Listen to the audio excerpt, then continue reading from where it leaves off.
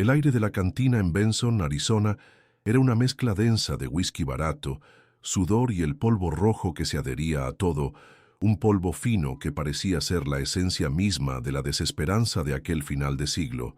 En una mesa en el rincón más oscuro, Travis existía como un fantasma. Era el año 1885, una década entera desde que su alma se había partido, y su cuerpo apenas seguía el ritual mecánico de llevarse un vaso a los labios. Sus ojos, antes afilados como los de un halcón que mapeaba el desierto, ahora estaban turbios, fijos en un punto invisible en la madera manchada de la mesa. Era un hombre hueco, un cañón vacío lleno solo por el eco de la culpa. La pérdida de su esposa por la fiebre en aquella tierra implacable lo había convertido en eso. Un explorador que había perdido su propio norte, ahogándose deliberadamente en un desierto de alcohol para silenciar el recuerdo de todos a los que no pudo proteger, especialmente el de una pequeña niña apache que abandonó a su propia suerte. El murmullo ebrio del lugar fue súbitamente cortado cuando las puertas de la cantina se abrieron de par en par, escupiendo hacia adentro una ráfaga de luz cegadora y la figura tambaleante de un joven apache. Estaba herido, una mancha oscura se extendía en su túnica de cuero, y sus ojos ardían con la urgencia de una misión desesperada. Ignorando los rostros hostiles y curiosos, caminó directamente hacia Travis, sus piernas temblando a cada paso. El joven extendió la mano, y sobre la mesa, al lado del vaso de whisky, depositó una única y pequeña pluma de águila, un objeto que rompió la barrera de una década de apatía. Antes de desmayarse, sus labios agrietados profirieron la sentencia que era al mismo tiempo una acusación y un llamado. Thorne encontró el refugio. Ella necesita un guía. La pluma, un fragmento de una promesa olvidada, reposaba allí, pesada como una lápida, marcando el fin de su huida y el inicio de su inevitable y dolorosa redención. El colapso del joven mensajero fue la chispa que reencendió una mecha, hacía mucho tiempo apagada dentro de Travis, mientras limpiaba la herida del muchacho, con manos que temblaban más por el recuerdo que por el alcohol. El velo de apatía que lo había protegido durante una década se deshizo, exponiendo el nervio vivo de su culpa. Cada gota de agua que le daba al joven era un pago simbólico por una deuda impagable. La pluma de águila sobre la mesa no era solo un llamado, era un juicio. Aquella noche, por primera vez en años, no bebió hasta el olvido. En su lugar, limpió y aceitó su viejo rifle. Reunió los pocos suministros que poseía y tomó el mapa amarillento que había guardado como una reliquia de una vida anterior. Huir de su dolor lo había quebrado. Quizás regresar a él para proteger a otra persona fuera la única manera de volver a sentirse completo. El viaje de regreso al refugio Apache fue una peregrinación a través de un paisaje de fantasmas. Cada cacto saguaro se erguía como una lápida de sus recuerdos. Cada ráfaga de viento caliente susurraba el nombre de su difunta esposa. La tierra, que antes había compartido con ella y con el padre de Nita, parecía ahora acusarlo, sus colores vibrantes reemplazados por un tono sepia de luto y abandono. El desierto de Arizona no perdonaba, y Travis sentía su juicio en cada espina y en cada piedra afilada bajo sus botas. Sus habilidades de explorador, oxidadas por el desuso y el whisky, regresaban lentamente, como un río terco que reencuentra su lecho seco. Leía las señales en el polvo, seguía los rastros casi invisibles, guiado por una memoria muscular que su cerebro había intentado borrar, avanzando hacia el corazón de su mayor fracaso. La llegada al refugio escondido, un campamento enclavado en las entrañas de un desfiladero rocoso, no fue una recepción cálida. Fue una confrontación silenciosa con decenas de ojos desconfiados. Para la tribu, él no era un salvador, sino un espectro de mala suerte, un hombre blanco que traía consigo el olor del ejército y de la traición. El jefe Kyle, un líder anciano cuya piel arrugada era un mapa de pérdidas y resiliencia, lo recibió con la frialdad de una cuchilla. Sus palabras eran pocas, pero pesadas como piedras. Dejó claro que la presencia de Travis era una medida desesperada. un veneno que quizás tuvieran que tragar con la esperanza de que curara una enfermedad más mortal, la enfermedad que respondía al nombre de Comandante Thorne. La desconfianza era un muro casi infranqueable, erigido por promesas rotas y años de persecución, y entonces la vio. Nita ya no era la niña pequeña de sus memorias atormentadas, sino una joven de 17 años cuya postura irradiaba una fuerza salvaje e indomable. Su cabello negro y largo enmarcaba un rostro que contenía tanto la belleza de su madre como la terquedad de su padre. Era la cazadora más hábil de la tribu, moviéndose con una gracia letal. Cuando sus ojos se encontraron con los de Travis, no hubo reconocimiento, solo un desprecio helado, forjado por una década de abandono. Se acercó, su voz baja y firme, cada palabra una flecha precisa. «La tierra no olvida a quien la abandona», dijo ella, con la mirada fija en la de él. «¿Por qué debería hacerlo yo?». La pregunta quedó flotando en el aire seco, sin esperar respuesta, pues era una declaración. Era el sonido de su herida más profunda hablando directamente con la de él. Mientras tanto, a cientos de kilómetros de allí, en un fuerte improvisado, el comandante Thorne representaba la antítesis de aquella lucha por la supervivencia. Era un hombre de orden y progreso, y para él los apaches eran desorden, un vestigio salvaje que debía ser barrido para dar paso a ferrocarriles y ciudades. Su mapa no era de ríos y montañas, sino de zonas de exterminio. Con una crueldad metódica planeaba su próximo ataque, moviendo piezas que representaban vidas humanas con la indiferencia de un jugador de ajedrez. «Son como el polvo», le dijo Thorne a su teniente, limpiando una partícula, sa imaginaria de su manga impecable. Obstinados, irritantes y al final destinados a ser barridos por el viento del progreso. Su amenaza no era la de un monstruo, sino la de una lógica fría e implacable, lo que la hacía aún más aterradora. De vuelta en el refugio, Travis sabía que las palabras serían inútiles. La confianza allí no se pedía, se conquistaba con acciones. Desplegando su viejo mapa sobre una roca plana, comenzó a señalar las vulnerabilidades del campamento, explicando las tácticas que Thorne usaría, hablando el idioma del enemigo que él conocía también. Describió cómo pensaba el ejército, cómo usaban la geografía para acorralar y cómo su disciplina podía ser transformada en debilidad. Su voz, antes vacilante, ganó firmeza. Ya no era el borracho de la cantina, era el explorador, el estratega. El jefe Kyle escuchaba en silencio, su rostro impasible, pero por primera vez una chispa de interés brilló en sus ojos cansados. Travis estaba ofreciendo la única moneda que aún poseía su oscuro conocimiento. En un gesto que sorprendió a todos, especialmente a sí mismo, Travis se volvió hacia Nita. En lugar de dictar un plan, demostró una humildad que no sentía desde hacía años. «Este mapa es viejo», admitió con voz ronca. «La tierra ha cambiado. Tú la conoces ahora mejor que yo. Muéstrame cómo rastrear en este nuevo terreno. Enséñame lo que necesito saber para mantenernos vivos».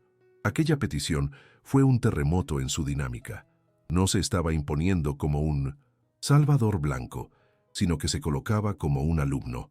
Validó su fuerza, reconoció su sabiduría sobre aquella tierra que era suya por derecho. Nita permaneció en silencio por un largo momento, la desconfianza luchando contra una curiosidad reacia. Sin una palabra, le hizo una señal para que la siguiera, un primer paso frágil sobre el puente que él intentaba construir. La primera prueba de su improbable alianza llegó días después.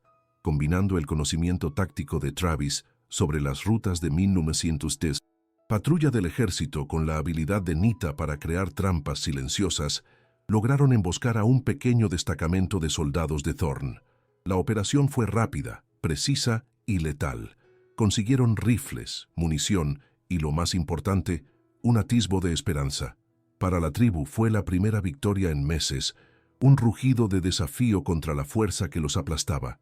Ver a Travis y Nita trabajando juntos, moviéndose como dos partes de una misma mente cazadora, plantó una semilla de confianza en el árido suelo del escepticismo. Fue una pequeña victoria, pero en el desierto de la desesperanza, cualquier gota de lluvia se celebraba como un diluvio. Sin embargo, la venganza de Thorne fue tan rápida como cruel. Al descubrir la patrulla perdida, no lanzó un ataque frontal. En su lugar usó la inteligencia para localizar la fuente de agua secreta de la tribu, un manantial oculto que era su línea de vida. Bajo el manto de la noche, sus hombres envenenaron el agua, no con un veneno que mataba rápidamente, sino con algo que pudría el cuerpo por dentro, una táctica de crueldad calculada para quebrar el espíritu junto con el cuerpo. El descubrimiento a la mañana siguiente fue devastador. El agua, símbolo de la vida, se había convertido en un agente de muerte. La pequeña Victoria se convirtió en cenizas en la boca, y el cerco de Thorn se cerró, no con muros de piedra, sino con la inevitabilidad de la sed. La esperanza recién descubierta dio paso a un pánico silencioso. Aquella noche, la hoguera del campamento parecía débil, su luz luchando contra una oscuridad abrumadora. Fue en ese momento de desesperación compartida que Travis se sentó junto a Anita, no para planear, sino simplemente para estar presente. Rompió el silencio con una historia sobre el padre de ella, describiendo cómo le había enseñado a encontrar agua siguiendo el vuelo de un pájaro determinado. No era una petición de perdón, sino una ofrenda de memoria, un reconocimiento del hombre que ambos amaron y perdieron. Por primera vez, Nita lo escuchó y en sus ojos él vio no solo a la cazadora, sino a la huérfana, a la niña que cargaba con el peso de un legado. Ella no respondió, pero tampoco se apartó. En aquel silencio, un frágil entendimiento comenzó a echar raíces. El veneno en el agua forzó la decisión de todos. Luchar era un suicidio. Quedarse era morir de sed. La única opción era la huida, un viaje traicionero a través de las montañas, un camino que solo una persona conocía. Travis, a través de su mapa antiguo y descolorido.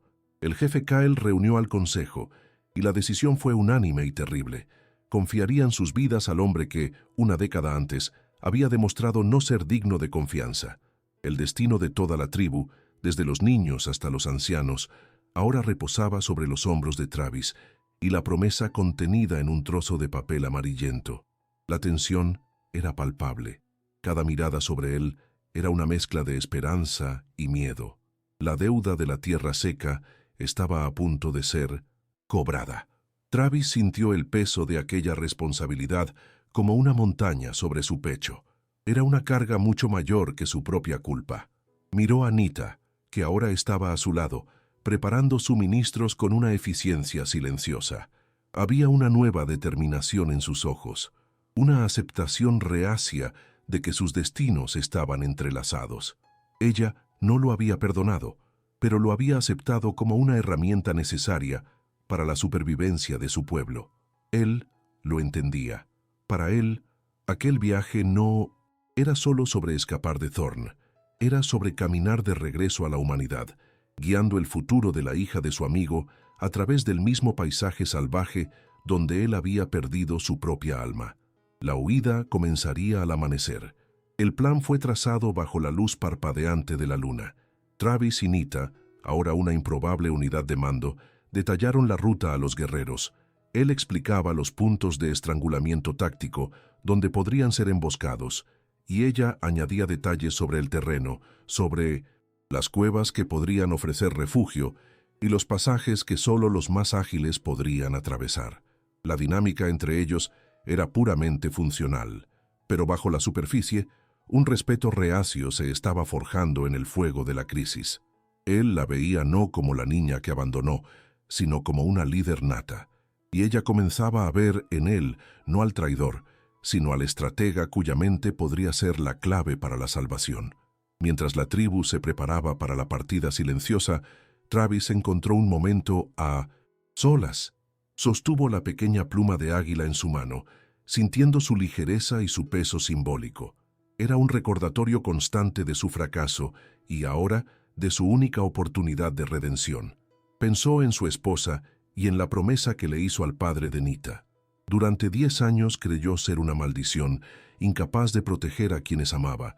Ahora entendía que la verdadera maldición no era la pérdida, sino la huida.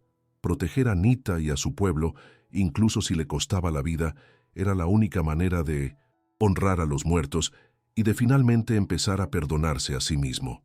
La deuda no era con la tierra, sino con las almas que en ella habitaban. La última noche en el refugio estuvo cargada de una quietud solemne. Las familias se reunían, compartiendo las últimas porciones de comida y agua no contaminada. Los niños eran acunados en un sueño inquieto, ajenos al peligro que les aguardaba. Travis observaba desde lejos, un extraño entre el pueblo que ahora dependía de él. Vio a Anita consolando a una niña que lloraba, su dureza exterior disolviéndose en un momento de ternura genuina. En aquel gesto, Travis vio el legado de bondad de sus padres y sintió una oleada de determinación protectora tan feroz que lo sorprendió. No solo estaba salvando a un pueblo, estaba salvando aquel futuro, aquella capacidad de cuidar que él mismo había abandonado. El amanecer traería la huida y con ella la confrontación inevitable. El desfiladero era una trampa natural, exactamente como el mapa de Travis. Prometía. Las paredes de roca roja se erguían hacia el cielo azul de Arizona, creando un corredor estrecho que tanto ofrecía una ruta de escape como un callejón sin salida. El aire estaba pesado, cargado con el polvo y el silencio tenso de una plegaria antes de la batalla.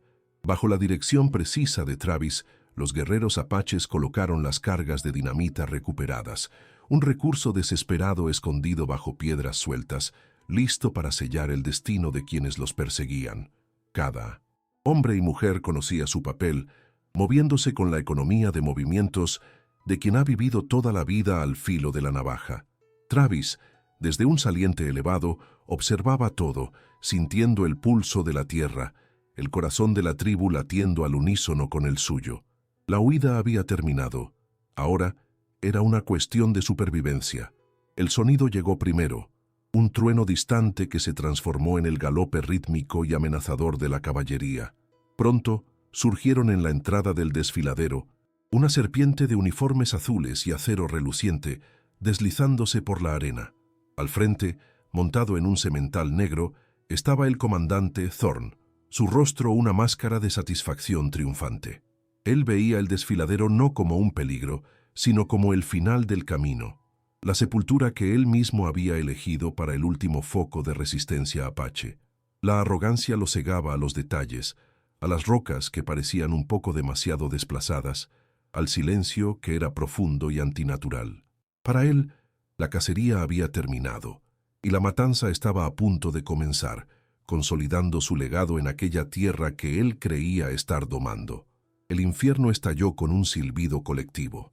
La primera andanada de flechas partió de las sombras, encontrando sus objetivos con precisión mortal y sembrando el caos en las filas ordenadas de Thorn. La respuesta fue inmediata. Una muralla de sonido y furia cuando los rifles del ejército abrieron fuego, sus balas arrancando astillas de las rocas y aullando por el estrecho corredor. La acústica del desfiladero amplificaba cada disparo, cada grito, transformando la batalla en un pandemonio ensordecedor. Desde su posición, Travis tenía la mano en el detonador, sus ojos de explorador barriendo la escena, esperando el momento en que el grueso de las tropas de Thorn estuviera directamente sobre la trampa. La paciencia era su arma más afilada, un contrapunto letal a la fuerza bruta del enemigo que avanzaba implacablemente. Fue entonces cuando el segundo fuego de la crisis se encendió, no con pólvora, sino con el pánico de un niño. En medio del tiroteo, un niño pequeño, aterrorizado por el ruido, tropezó y cayó en una grieta profunda y estrecha, oculta por la sombra de una roca. Su grito fue casi engullido por el sonido de la batalla, pero no para su madre, cuyo lamento desesperado cortó el aire. El niño estaba vivo, pero atrapado, su pequeño cuerpo atascado en las profundidades de la roca. La batalla por la supervivencia de la tribu ahora tenía un epicentro de agonía personal e inmediata. Salvar el futuro de la tribu no significaba nada si uno de sus niños estaba siendo tragado vivo por la misma tierra que intentaban defender, un símbolo cruel de su precaria situación. Sin un segundo de vacilación, Nita actuó.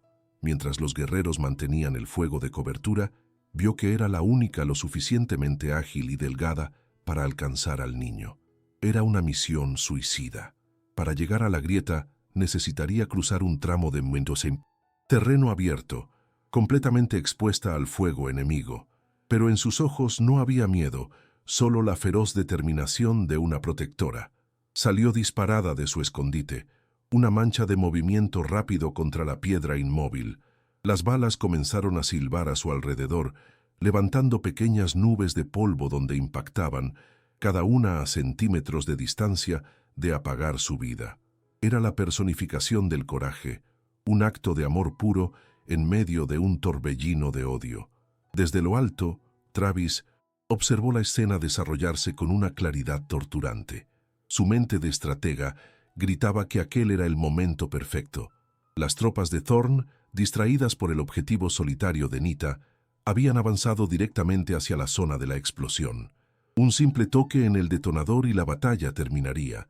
La tribu se salvaría, pero el costo sería Nita, atrapada en la explosión o aplastada por la roca que caería.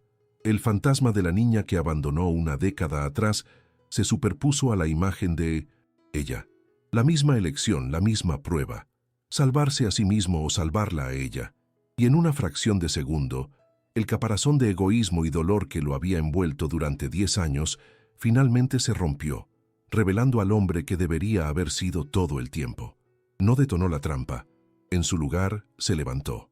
En un acto de puro sacrificio, Travis salió de su posición segura en el saliente rocoso, convirtiéndose en el objetivo más visible y desafiante de todo el desfiladero. Lanzó un grito de guerra, no de odio, sino de pura distracción, y disparó su rifle directamente contra el comandante Thorn. La bala erró por poco, pero el objetivo se logró. La atención de Thorn y de sus hombres más cercanos se volvió instantáneamente hacia él, hacia la figura solitaria y expuesta que los desafiaba abiertamente. Él era el explorador, el traidor, el fantasma que había venido a saldar cuentas. En aquel instante no estaba pagando su deuda con la tierra, sino con el alma de ella, personificada en 1900, la joven que luchaba por salvar una vida más abajo. La respuesta del ejército fue abrumadora. Una andanada de balas convergió hacia Travis, y el impacto lo arrojó hacia atrás con violencia. El dolor fue una explosión blanca, pero él la acogió con un sombrío alivio. Su sacrificio, sin embargo, no fue en vano. Los segundos cruciales que compró fueron suficientes. Nita, libre del fuego directo, logró sacar al niño de la grieta. Inspirados por el acto de Travis y viendo la oportunidad, los guerreros, apaches liderados por Kyle, lanzaron un contraataque feroz y coordinado. Uno de ellos alcanzó los cables dejados por Travis y accionó la explosión. La ladera del desfiladero se derrumbó sobre las tropas de Thorn y la batalla se transformó en una victoria decisiva y sangrienta para los apaches. La estrategia de Travis, completada por su sacrificio, había funcionado. El silencio que siguió a la victoria era más pesado que el ruido de la batalla. Nita, con el niño a salvo en los brazos de su madre, corrió hacia el saliente donde Travis había caído. Estaba vivo, pero apenas, su pecho manchado de un rojo vivo que contrastaba con la roca pálida. Se arrodilló a su lado, y cuando sus ojos se encontraron, una década de abandono y resentimiento se disolvió en un entendimiento mudo y doloroso. No eran necesarias las palabras. Su acto había hablado más fuerte que cualquier disculpa. No la abandonó. Había regresado. La protegió. En aquella mirada, Nita ya no veía al hombre que se fue, sino al guardián que volvió a casa, pagando la deuda más profunda de todas, no con promesas, sino con su propia sangre. La victoria en el desfiladero fue el fin de una guerra y el comienzo de una sanación. La tribu, guiada por los tramos finales del mapa de Travis, encontró un valle escondido, un oasis de vida protegido por murallas de piedra infranqueables que ni siquiera Thorn conocía. Allí, la vida recomenzó. Travis, flotando entre la conciencia y la fiebre, fue cuidado con una dedicación que no se sentía digno de recibir. Las manos del curandero de la tribu trataron sus heridas físicas, pero fueron las manos de Nita las que cuidaron de su alma. Ella le traía agua, cambiaba sus vendajes y se sentaba en silencio a su lado durante las largas noches. En sus gestos Ya no había la aspereza de la guerrera, sino la ternura de una hija. Cada acto de cuidado de ella era un bálsamo que deshacía los nudos de culpa que él había cargado durante una década. Su toque gentil, perdonando los pecados que él creía imperdonables. Los meses pasaron como las estaciones y la salud de Travis regresó, pero su deseo de partir había desaparecido para siempre. Ya no era un extraño, un fantasma de paso. Se convirtió en parte del tejido de la tribu, su presencia silenciosa y constante, entrelazándose con su día a día. El jefe Kyle, que antes lo veía con desconfianza, ahora lo invitaba al consejo de ancianos, valorando su perspectiva y su mente estratégica. Travis no enseñaba a los jóvenes a odiar, sino a entender. Compartía su conocimiento sobre el mundo del hombre blanco, no como un arma de guerra, sino como un escudo para proteger la paz que habían conquistado con tanto costo. Había dejado de ser un explorador que guiaba ejércitos para convertirse en un consejero que guiaba un futuro, encontrando un propósito en el lugar de su mayor arrepentimiento. Una tarde, mientras el sol pintaba el valle con tonos de naranja y oro, Travis estaba sentado con Nita en la entrada de una cueva, observando la vida pacífica de la aldea más abajo. El silencio entre ellos era cómodo, lleno de un entendimiento que las palabras no podían expresar. Fue él quien lo rompió, con voz ronca. «Tu padre estaría muy orgulloso de la mujer en que te has convertido», dijo. Nita solo asintió, y luego, en un gesto simple, tomó la túnica de cuero de Travis, donde se había formado un desgarro, y comenzó a coserla con habilidad. En ese momento, él finalmente lo entendió. La familia no era la ausencia de dolor o la corrección de errores pasados. Era la decisión de quedarse, de remendar lo que está roto, de proteger. Al convertirse en el padre que Nita merecía, finalmente se perdonó a sí mismo. La esperanza, antes una flor rara que brotaba tercamente de la piedra seca, ahora florecía abundantemente en el valle escondido. Por primera vez en una generación, los niños apaches crecían sin el sonido constante de la persecución y el miedo. Sus risas resonaban en las paredes del cañón, un sonido más poderoso que cualquier disparo de rifle. Las tradiciones antiguas, antes practicadas en secreto y con prisa, ahora se celebraban abiertamente, asegurando que el alma de la tribu no solo sobreviviría, sino que prosperaría. La comunidad se fortaleció, autosuficiente y segura, un testimonio vivo de resiliencia y coraje. La paz que Travis ayudó a conquistar era real y tangible, una herencia de vida que superaba con creces el legado de muerte que él antes cargaba. Años más tarde, Travis, ahora un hombre de cabellos grises y rostro surcado por arrugas de paz en lugar de dolor, observaba una escena que cerraba el ciclo de su vida. Sentado a la sombra de un álamo, veía a Nita, ahora una líder por derecho propio, agachada en el suelo, enseñando a un círculo de niños curiosos a leer los rastros de los animales en el polvo. Señalaba una huella, su voz paciente y fuerte, transmitiendo la sabiduría de sus ancestros a la siguiente generación. En su gesto, Travis vio el eco de su padre, el eco de sí mismo y la promesa de un futuro duradero. La verdadera fuerza, se dio cuenta, no residía en huir del dolor del desierto, sino en regresar a él para encontrar y proteger a otros. En su acto final de cuidado, encontró la sanación para sus heridas más profundas y finalmente encontró su hogar.